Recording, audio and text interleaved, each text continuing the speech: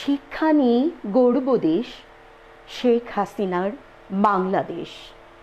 সুপ্রিয় শিক্ষার্থী বন্ধুরা, আমন্ত্রণ জানাচ্ছি রাজবাড়ী অনলাইন স্কুলের ঘরে বসে শিখি শিক্ষা কার্যক্রমে। আমি শুরুতে আমার পরিচয়টা দিচ্ছি। আমি চায়না সাহা, সহকারী শিক্ষক, শেরেবাংলা বালিকা উচ্চ বিদ্যালয়, রাজবাড়ী। আজ আমি তোমাদের যে ক্লাসটি নেব তা নবম দশম শ্রেণীর অত্যন্ত গুরুত্বপূর্ণ এবং প্রয়োজনীয় একটি কবিতা। তোমাদেরকে সেই বিষয়ে আমি আজ পড়াবো।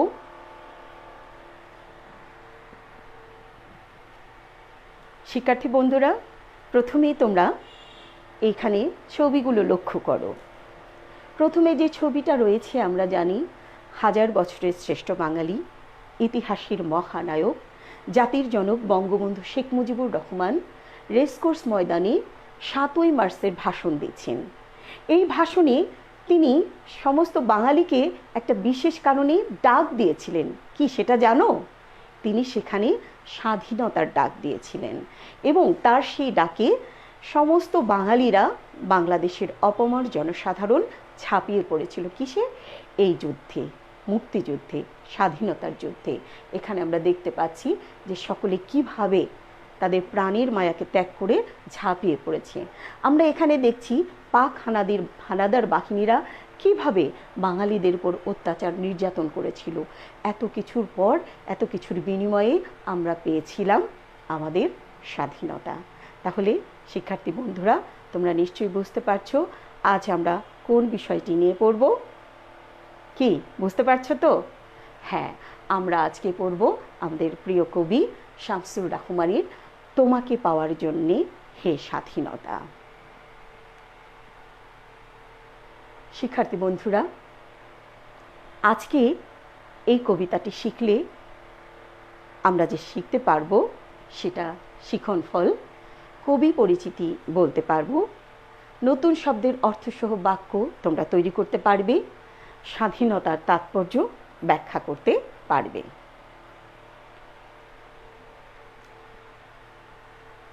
আমরা প্রথমেই কবি পরিচিতি সম্পর্কে জানার চেষ্টা করি। আমাদের এই অসাধারণ কবিতা যিনি লিখেছেন তিনি কবি শামসুর রাহমান। তোমাদের প্রথমেই আমি বলছি যে অনেকেই কবিতা আবৃত্তি করতে গেলে লেখকের নামের ক্ষেত্রে একটা ছোট্ট ভুল অনেকের হয়ে যায়। আমি আশা করছি আজকের পর তোমরা সেই ভুলটা করবে না। শামসুর অনেকেই, বেশিরভাগ লোকই রহমান দেন, কিন্তু আমাদের কবির নামের সঙ্গে রয়েছে রাহমান। এই রয়াকারটা তোমরা লক্ষ্য রাখবে। আমাদের এই কবি 24শে অক্টোবর 1929 সালে জন্মগ্রহণ করেন ঢাকার মাহুতচুলি এলাকায় নানাবাড়িতে। তার পৈতৃক বাড়ি নরসিংদী জেলার পাড়াতুলি গায়ে। আমাদের এই কবিকে বলা হয় নাগরিক কবি, কারণ তোমরা দেখতে পেয়েছ, শুনেছ যে তিনি ঢাকায় জন্মগ্রহণ করেছেন।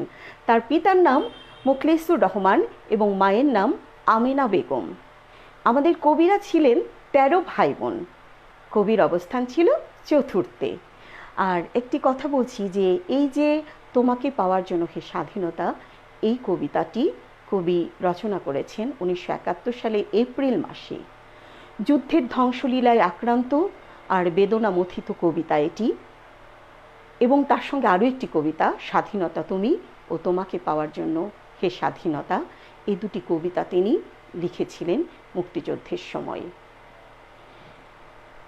তার পেশা ছিল সাংবাদিকতা।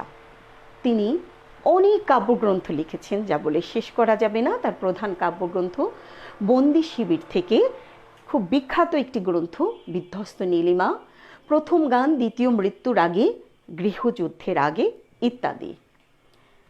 তিনি অনেক পুরস্কার পেয়েছেন, অসংখ্য পুরস্কারে ভূষিত হয়েছেন। তার মধ্যে প্রধান বাংলা একাডেমি পুরস্কার এবং 21শে পদক সহ তিনি অসংখ্য পুরস্কার পেয়েছেন। এবং আমাদের এই প্রিয় কবি 17ই আগস্ট, যে শোকের মাস, আমাদের অনেক প্রিয় মানুষই এই আগস্ট মাসে আমাদের ছেড়ে চলে গেছেন।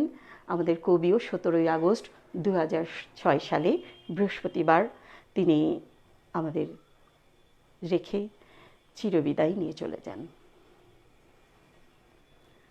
শিক্ষার্থী বন্ধুরা, আমার মনে হয় যারা কবিতা আবৃত্তি করেন তাদের প্রত্যেকের কাছেই বাংলাদেশের মুক্তিযুদ্ধ বিষয়ক যদি দুটি কবিতাও তারা পড়ে থাকে বা ভালোবেসে থাকে, তার মধ্যে একটি কবিতা তোমাকে পাওয়ার জন্য হে স্বাধীনতা, বিশেষ করে আমার খুব পছন্দের একটি কবিতা আমি আবৃত্তি করছি। তোমাকে পাওয়ার জন্যে হে স্বাধীনতা, শামসুর রাহমান। তোমাকে পাওয়ার জন্যে হে স্বাধীনতা, তোমাকে পাওয়ার জন্যে আর কতবার ভাসতে হবে রক্ত গঙ্গায়, আর কতবার দেখতে হবে খান্ডব দাহন। তুমি আসবে বলে হে স্বাধীনতা, সাকিনা বিবির কপাল ভাঙল, সিথির সিঁদুর মুছে গেল হরিদাসীর। তুমি আসবে বলে হে স্বাধীনতা, শহরের বুকে জলপাই রঙের ট্যাঙ্ক এলো দানবের মতো চিৎকার করতে করতে। তুমি আসবে বলে হে স্বাধীনতা, ছাত্রাবাস বস্তি উজাড় হলো, রিকয়েললেস রাইফেল আর মেশিন গান খই ফোটালো যত্র তত্র। তুমি আসবে বলে ছাই হলো গ্রামের পর গ্রাম। তুমি আসবে বলে বিধ্বস্ত পাড়ায় প্রভুর বাস্তভিটার ভগ্ন স্তূপে দাঁড়িয়ে একটা আর্তনাদ করল একটা কুকুর। তুমি আসবে বলে হে স্বাধীনতা, অবুঝ শিশু হামাগুড়ি দিল পিতা মাতার লাশের ওপর।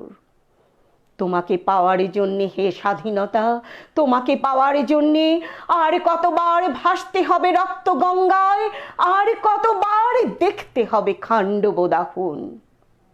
স্বাধীনতা তোমার জন্যে থুরথুর এক বুড়ো উদাস দাওয়ায় বসে আছেন, তার চোখের নিচে অপরাহ্নের দুর্বল আলোর ঝিলিক, বাতাসে নড়ছে চুল। স্বাধীনতা তোমার জন্যে মোল্লাবাড়ির এক বিধবা দাঁড়িয়ে আছে নড়বড়ে খুঁটি ধরে দগ্ধ খড়ের। স্বাধীনতা তোমার জন্যে হাড্ডিসার এক অনাথ কিশোরী শূন্য থালা হাতে বসে আছে পথের ধারে। তোমার জন্যে সগির আলী, শাবাজপুরের সেই জোয়ান কৃষক, কেষ্ট দাস, জেলে পাড়ার সবচেয়ে সাহসী লোকটা, মতলব মিয়া, মেঘনা নদীর দক্ষ মাঝি, গাজী গাজী বলে যে নৌকা চালায় উত্তাম ঝড়ে, রুস্তম শেখ, ঢাকার রিক্সাওয়ালা, যার ফুসফুস এখন পোকার দখলে, আর রাইফেল কাঁধে বনে জঙ্গলে ঘুরে বেড়ানো সেই তেজি তরুণ, যার পদভারে একটি নতুন পৃথিবীর জন্ম হতে চলেছে। সবাই অধীর প্রতীক্ষা করছে তোমার জন্যে হে স্বাধীনতা।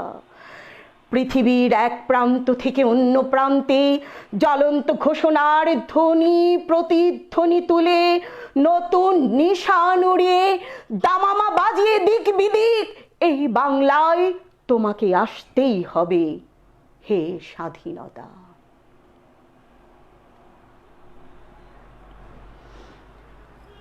আসলে কবিতাটা পড়লে কেমন যেন শরীরের মধ্যে একটা অন্যরকম রোমাঞ্চ সৃষ্টি হয়, যেন আমরা সেই প্রেক্ষাপটে চলে যাই। আসো শুরুতেই আমরা কিছু শব্দের অর্থ শিখে নিই। রক্তগঙ্গা, রক্তের স্রোত। দাহন, পোড়ানো। সিঁথির সিঁদুর, সিঁথিতে ব্যবহৃত বিশেষ রং। ট্যাঙ্ক, যুদ্ধাস্ত্র। নিশান, পতাকা। ফুসফুস, মানবদেহের শ্বসন অঙ্গ। এই শব্দের অর্থগুলো আমাদের কবিতার বিশ্লেষণে কাজে লাগবে। শুরুতেই আসলে এই কবিতাটি আমরা শুরু করব বিশ্লেষণ, যে এক অদম্য অনুভব সম্পন্ন অনুভূতির নাম স্বাধীনতা, যা সহজলভ্য এবং সহজপ্রাপ্য নয়।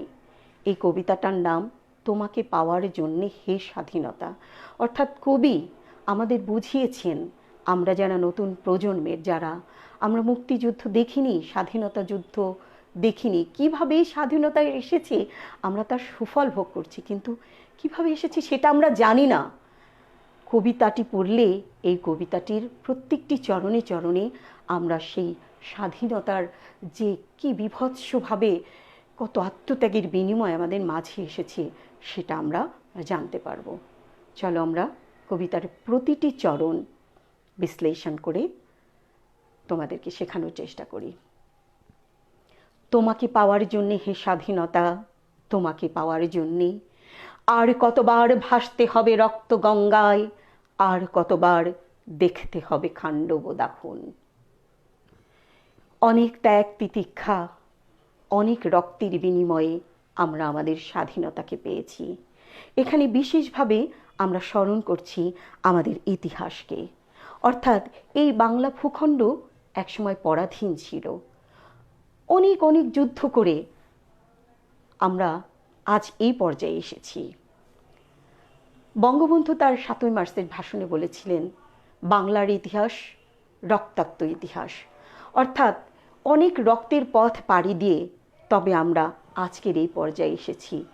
অর্থাৎ এই যে বাংলাদেশকে স্বাধীন করার জন্য অনেক বীরের রক্ত দিতে হয়েছে।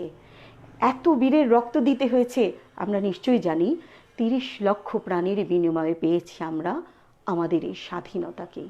তাহলে এই ৩০ লক্ষ লোকের রক্ত একসঙ্গে মিলে কি একটি রক্তের নদী হয় না, রক্ত গঙ্গা হয় না? এটাই হচ্ছে রক্ত গঙ্গা। আর কতবার দেখতে হবে খাণ্ডব দাহন। এই খাণ্ডব দাহন শব্দের অর্থটি তোমাদেরকে জানতে হবে। মহাভারতে বর্ণিত খাণ্ডব নামক একটি বনকে ভয়ঙ্কর এক অগ্নিকাণ্ডে ধ্বংস করে দেয়া হয়েছিল। এত বড় অগ্নিকাণ্ড আর ইতিহাসে নেই। তাই আমাদের মুক্তিযুদ্ধের সময় আমরা জানি পাক হানাদার বাহিনীরা আমাদের দেশের মানুষের ঘর বাড়ি, দোকানপাট, ফসলি জমি সব কিছু অগ্নিতে ভস্মীভূত করে দিয়েছিল। তাই সেই অগ্নিপাতকে লেখক এখানে খাণ্ডব দাহনের সাথে তুলনা করেছেন। তোমরা প্রশ্ন আসলে এখান থেকে খাণ্ডব দাহন কি, এভাবে প্রশ্নের উত্তরটি দেবে। তুমি আসবে বলে হে স্বাধীনতা, সাকিনা বিবির কপাল ভাঙল, সিথির সিঁদুর মুছে গেল হরিদাসীর। এখানে আমরা জানি যে পুরুষেরাই বেশিরভাগ ক্ষেত্রে এই যুদ্ধে অংশগ্রহণ করেছে। মহিলারা হয়তো কেউ কেউ অংশগ্রহণ করেছে, কিন্তু বেশিরভাগই ঘরে ছিলেন। কিন্তু ঘরে থাকলেও তাদের আত্মত্যাগ কিন্তু অনেক বড়। এখানে এই যে সাকিনা বিবি, এই সাকিনা বিবি সমস্ত মহিলা, মুসলিম মহিলাদের প্রতিনিধিত্ব করছে। আর এই হরিদাসী সে হিন্দু নারীদের প্রতিনিধিত্ব করছে। আমরা জানি যে হিন্দু নারীদের স্বামী মারা গেলে নারীদের সিথির সিঁদুর মুছে যায়, অর্থাৎ তাদের বেঁচে থাকার অবলম্বনটাই যেন মিথ্যে হয়ে যায়। এভাবে এই স্বাধীনতাকে পাওয়ার জন্য কত সাকিনা বিবির কপাল ভেঙেছে, কত হরিদাসীদের সিথির সিঁদুর মুছে গেছে, তা বলার ভাষা আমাদের কারোরই থাকে না। শহরের বুকে জলপাই রঙের ট্যাঙ্ক এলো দানবের মতো চিৎকার করতে করতে, তুমি আসবে বলে হে স্বাধীনতা, ছাত্রাবাস বস্তি উজাড় হলো। আমরা জানি আমাদের যেদিন যুদ্ধ শুরু হলো 25শে মার্চ কালো রাতে পাকিস্তানি হানাদার বাহিনীরা ঢাকার বুকে প্রথম আক্রমণ চালিয়েছিল। তারা জলপাই রঙের ট্যাঙ্ক নামিয়েছিল। এই ট্যাঙ্কগুলোর রং ছিল কি জলপাই রঙের, এবং তাদেরকে কবি দানবের সাথে তুলনা করেছেন। কেন? তারা দেখতেও দানব, এবং ওই ট্যাঙ্ক থেকে যে গোলা বারুদগুলো ছুটছিল তার আওয়াজ ছিল বিকট, যেন দৈত্য দানবের মতো। সেক্ষেত্রে এখানে কবি দানবের সাথে তুলনা করেছেন এই ট্যাঙ্কগুলোকে। এবং তুমি আসবে বলে হে স্বাধীনতা, ছাত্রাবাস বস্তি উজাড় হলো। তারা কি করলো? প্রথমেই ওই 25শে মার্চের দিনে আমরা জানি ঢাকা শহরের, শুধুমাত্র ঢাকা শহরের 7,500 নিরীহ বাঙালিকে এই পাক হানাদার বাহিনীরা হত্যা করেছিল। এবং তারা ছাত্রাবাস আক্রমণ করেছিল, যেখানে ছাত্ররা বাস করত। সেই ছাত্রাবাস, গরিব শ্রেণীর লোকেরা যেখানে বাস করত সেটা বস্তি। এই ছাত্রাবাস বস্তি তারা একেবারে আগুনে পুড়িয়ে সমস্ত লোকদেরকে মেরে উজাড় করে দিয়েছিল। তারপরের স্লাইডটা আমরা দেখছি, দেখো। এরপরে রিকয়েললেস রাইফেল আর মেশিন গান খুই ফোটালো যত্রতত্র। তুমি আসবে বলে ছাই হলো গ্রামের পর গ্রাম। এই রিকয়েললেস রাইফেল মানে বেপরোয়া, এখান থেকে গুলি ছোটে বেপরোয়া। এই বেপরোয়া দেখো, তোমরা খই ভাজতে দেখেছো? খই যখন বালু তপ্ত হয় তার মধ্যে খইয়ের ধান দিলে প্রচণ্ড রকমের ফটফট করে শব্দ হয়ে সব খইগুলো ফেটে যায়। তার সঙ্গে এই রিকয়েললেস রাইফেল যেখান থেকে আর মেশিন গান থেকে এত দ্রুত খইয়ের মতো করে শব্দ করে ফটাফট করে গুলি সেখান থেকে বিচ্ছুরিত হচ্ছে। তুমি আসবে বলে ছাই হলো গ্রামের পর গ্রাম। অর্থাৎ এই তারা তাদের আগ্নেয়াস্ত্র দিয়ে সমস্ত গ্রাম তারা ভস্মীভূত করে দিল পাক হানাদার বাহিনী। তুমি আসবে বলে বিধ্বস্ত পাড়ায় প্রভুর বাস্তভিটার ভগ্নস্তূপে দাঁড়িয়ে একটা আর্তনাদ করল একটা কুকুর। এখানে দেখো কবি বলেছেন কি, যে এই পাক হানাদার বাহিনীরা সমস্ত বাঙালিদের ঘরবাড়ি পুড়িয়ে দিয়েছিল। ঘরবাড়ি যখন পুড়িয়ে দিয়েছে তখন সেই বাড়ির লোকরা হয় মারা গেছে, নয়তো পলায়ন করেছে। তখন কিন্তু সেই কুকুর, বাড়ির যে প্রভুভক্ত কুকুর, সে তো বাড়িতেই রয়ে গেছে। সে তখন তার প্রভুদের খুঁজছে, পাচ্ছে না। এবং এই তার যে বাড়িতে তার আশ্রয় ছিল সেই বাড়ির এই বিভৎস অবস্থা দেখে সে প্রচণ্ডভাবে কাতর হয়ে গেছে। এবং দেখো এই প্রাকৃতিকভাবে এই কুকুর আর্তনাদ দ্বারা প্রতিবাদ করেছে। এখানে আমরা দেখলাম যে পাক হানাদার বাহিনীর এই নির্মম হত্যাকাণ্ডের বিরুদ্ধে, তাদের এই সমস্ত পৈশাচিক কর্মকাণ্ডের বিরুদ্ধে নীরবে প্রতিবাদ জানিয়েছে আর্তনাদ করে একটা কুকুর। তাহলে কত ভয়ঙ্কর ছিল পাক হানাদার বাহিনীরা। তুমি আসবে বলে হে স্বাধীনতা অবুঝ শিশু হামাগুড়ি দিল পিতামাতার লাশের উপর। খুবই কি নির্মম একটি সত্য কাহিনী এই একটি লাইনের মধ্যে তুলে ধরেছেন, মানে ভাবলেই গা শিহরিত হয়ে ওঠে। অর্থাৎ দেখো পাকিস্তানি হানাদার বাহিনীরা দেখা গেছে অনেক সময় তো পরিবারের সমস্ত সদস্যদের, পিতা মাতা অন্যান্য সন্তান সবাইকে মেরে ফেলেছে এবং বাড়িতে আগুন দিয়েছে। দেখা গেল একটা ছোট্ট শিশু, সে হয়তো জীবিত রয়েছে। যখন পাকিস্তানি হানাদার বাহিনীরা চলে গেছে তখন এই শিশুটা, সে তো মৃত্যু কী জিনিস বোঝে না, ভেবেছে যে আমার বাবা মা, আমার পরিবারের সদস্যরা তো ঘুমিয়ে আছে। তারা তখন, সেই ছোট্ট শিশুটি তখন এসে পিতামাতার লাশের উপরে হামাগুড়ি দিয়ে ডেকেছে, বাবা ওঠো, খেতে দাও, মা খেতে দাও। তাহলে দেখো চোখের সামনে এই দৃশ্যগুলো কি আমাদের সামনে ফুটে ওঠে না?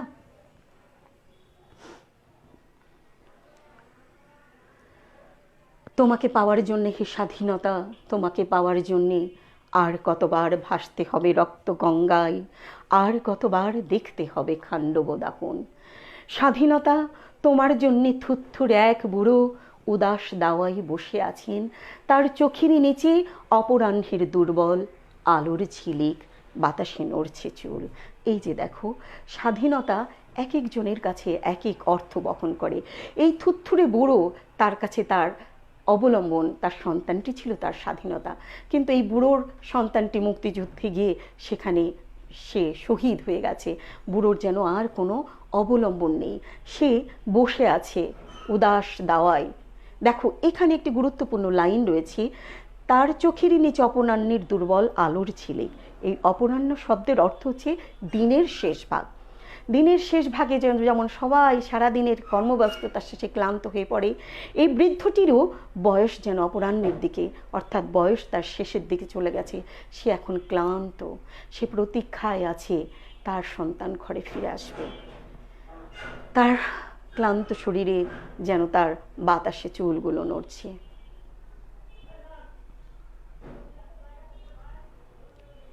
এই হচ্ছে মোল্লাবাড়ির বিধবা, এই সে কিশোরী, অনাথ কিশোরী। স্বাধীনতা তোমার জন্যে মোল্লাবাড়ির এক বিধবা দাঁড়িয়ে আছে নরবরে খুঁটি ধরে দগ্ধ ঘরের। অর্থাৎ কি, আমাদের দেশের অনেক নারী এই মুক্তিযুদ্ধে শহীদ হয়েছেন, যাকে আমরা একটা প্রতীক হিসাবে মোল্লাবাড়ির বিধবার কথা বলছি। অর্থাৎ আমাদের যে বাড়িঘর ওরা ভস্মীভূত করে দিয়েছে, শেষ আশ্রয়টুকু ওরা আমাদের রাখেনি। সেই ভস্মীভূত ঘরের নরবরে খুঁটি ধরে এই মোল্লাবাড়ির বিধবা দাঁড়িয়ে আছে। এখানে একটি কথা, যে এই নরবরে খুঁটি ধরে এই মোল্লাবাড়ির বিধবা তার নরবরে অবস্থার ঘোষণা করছে। তার মানে আমার জীবনে, আমার জীবনটাও এরকম অর্থহীন, আমার আর কোনো অবলম্বন থাকলো না, আমার ভবিষ্যৎটাও নরবরে। স্বাধীনতা তোমার জন্যে হাড্ডি সার এক অনাথ কিশোরী শূন্য থালা হাতে বসে আছে পথের ধারে। কত পরিবার, পরিবারের সকল সদস্য এই যুদ্ধে নিহত হয়েছেন, আর হয়তো দুই একজন সদস্য এইরকম আমাদের এই ছোট্ট কিশোরীর মতো হয়তো কেউ বেঁচে আছে, কিন্তু সে বেঁচে থাকলে তার দরকার খাদ্য, বস্ত্র, বাসস্থান, যেগুলো সংস্থান করবার মতো কেউ নেই। তাই সে না খেতে খেতে এইরকম হাড্ডিসার হয়ে যায়। যে একদিন সচ্ছল ছিল, সে এখন ভিক্ষার থালা হাতে পথের ধারে বসে রয়েছে। তোমার জন্যে সগির আলী, শাহবাজপুরের সেই জোয়ান কৃষক কেষ্ট দাস, জেলেপাড়ার সবচেয়ে সাহসী লোকটা মতলব মিয়া, মেঘনা নদীর দক্ষ মাঝি, গাজী গাজী বলে যে নৌকা চালায় উদ্দাম ছড়ে, রুস্তম শেখ ঢাকার রিকশাওয়ালা, যার ফুসফুস এখন পোকার দখলে। কবি এখানে এই কয়েকটি লাইন দ্বারা খুব গুরুত্বপূর্ণ একটি লাইন কথাকে বুঝিয়েছেন। অর্থাৎ মুক্তিযুদ্ধে সর্বস্তরের মানুষের অংশগ্রহণ ছিল এবং সর্বস্তরের মানুষের আত্মাহুতির বিনিময়ে আমরা স্বাধীনতা পেয়েছিলাম। তোমাদের এখান থেকে বেশ কিছু নৈর্ব্যক্তিক প্রশ্ন আসে। সগির আলী কে ছিল? সগির আলী ছিলেন শাহবাজপুরের জোয়ান কৃষক। কেষ্ট দাস কে ছিল? একজন জেলে, যে ছিল খুব সাহসী। মতলব মিয়া কে ছিল? মেঘনা নদীর দক্ষ মাঝি, যিনি কিনা এত সাহসী ছিল, অর্থাৎ তার সাহসিকতা দিয়ে এটাই বোঝানো হয়েছে যে আমাদের দেশের প্রতিটি বাঙালি এরকম সাহসী, যারা কোনো কিছুকে ভয় পায় না। যেমন ভয় পায়নি মতলব মিয়া সেই উত্তাম ঝড়ের মধ্যে, যেখানে আমরা ঘরে বসে আল্লাহর নাম জপ করি, সেই মতলব মিয়া নৌকা চালায়। তাহলে কতটা সাহসী! আর এই সাহসী ছিল বলেই তারা মুক্তিযুদ্ধে অংশগ্রহণ করতে পেরেছিল। আর রুস্তম শেখ ঢাকার রিকশাওয়ালা, যে একসময় রিকশা চালাতো, কিন্তু পরে সে রিকশা চালানো বাদ দিয়ে মুক্তিযুদ্ধে অংশগ্রহণ করে, সে মুক্তিযুদ্ধে শহীদ হয়। আর এই যে কথাটা, যার ফুসফুস এখন পোকার দখলে, এই কথাটা দ্বারা কোনো সুস্থ মানুষ, জীবিত মানুষের ফুসফুস পোকার দখলে থাকে না, মৃত মানুষের ফুসফুসই পোকার দখলে থাকে। অর্থাৎ এটাই বুঝিয়েছে যে রুস্তম শেখ এখন মৃত। অর্থাৎ এই এত লোকের আত্মত্যাগের বিনিময়ে আমরা পেয়েছি আমাদের স্বাধীনতা। আমরা পরবর্তী স্লাইডটি দেখছি। আর রাইফেল কাঁধে মনে জঙ্গলে ঘুরে বেড়ানো সেই তেজি তরুণ, যার পদভারে একটি নতুন পৃথিবীর জন্ম হতে চলেছে। সবাই অধীর প্রতীক্ষা করছে তোমার জন্যে, হে স্বাধীনতা।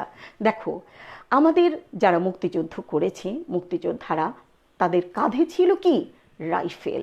তারা কিন্তু ঘরে বসে যুদ্ধ করতে পারেনি আরাম আয়েশের মধ্যে, তারা সকলেই বনে জঙ্গলে ঘোর বাদারের মধ্যে তাদের অবস্থান ছিল।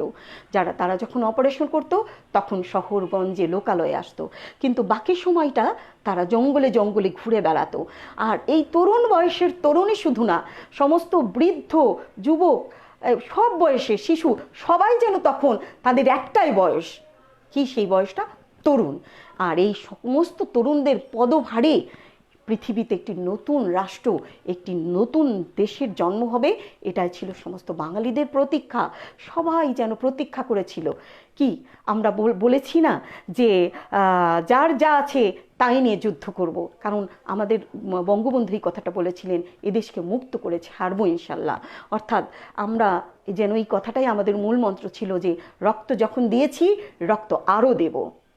শুধুমাত্র কিসের প্রতীক্ষায়, কিসের অপেক্ষায়? কি পাওয়ার জন্য? স্বাধীনতাকে পাবার জন্য। আমরা সকলেই অধীর প্রতীক্ষায় ছিলাম। এখানে যে কটি লাইন, এই কবিতাটির মূল চরণ আমি মনে করি আমার অত্যন্ত পছন্দের এই কবিতার লাইনগুলো। পৃথিবীর এক প্রান্ত থেকে অন্য প্রান্তে জ্বলন্ত ঘোষণার ধ্বনি প্রতিধ্বনি তুলে, নতুন নিশান উড়িয়ে দামামা বাজিয়ে দিক বিদিক, এই বাংলায় তোমাকে আসতেই হবে, হে স্বাধীনতা। অর্থাৎ এই যে শুরু থেকে কবিতাটি আমরা পড়লাম, কত আত্মত্যাগ, কত রক্ত, এক সমুদ্র রক্ত। আমরা বলি যে এক সাগর রক্তের বিনিময়ে আমরা আমাদের এই স্বাধীনতাকে পেয়েছি। এত রক্ত, এত কষ্ট, এত ত্যাগ, তার কিছু বিনিময়ে আমরা চেয়েছি শুধু একটা জিনিস, এই পরাধীনতার শৃঙ্খল ভেঙে আমরা স্বাধীন হব। তাই কবি তার কবিতায় ঘোষণা দিয়েছেন, আমাদের এই স্বাধীনতাকামী বাঙালিকে তিনি নিশ্চিত করেছেন সেই 1971 সালের এপ্রিল মাসে কবিতাটা লিখে, যে যেভাবেই হোক আমাদের পৃথিবীতে জানিয়েই তো স্বাধীনতা আসবে। দামামা মানে হচ্ছে রণবাদ্য, এই রণবাদ্য বাজিয়ে আমাদের প্রিয় যে একটা পতাকা, এই পতাকা, এই নিশানটা উড়িয়ে সারা পৃথিবীকে জানান দিয়ে স্বাধীনতা আমাদের মাঝে আসবেই আসবে।